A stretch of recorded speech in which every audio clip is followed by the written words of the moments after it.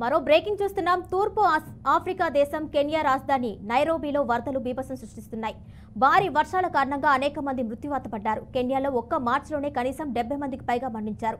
కొన్ని వారాలుగా కెన్యా రాజధాని నైరోబీలో అలాగే దేశంలోని పశ్చిమ మధ్య ప్రాంతాల్లో భారీ వర్షాలు తీవ్రమైన వరదలు విధ్వంసం సృష్టిస్తున్నాయి. కెన్యా ప్రభుత్వ ప్రతినిధి ఐజాక్ మవోరా వరదల కారణంగా వందలాది మంది మరణించారు అనే వాదనలు ఖండించారు. అధికారిక సంఖ్య ఇప్పుడు 70కి చేరుకుందని చెప్పారు.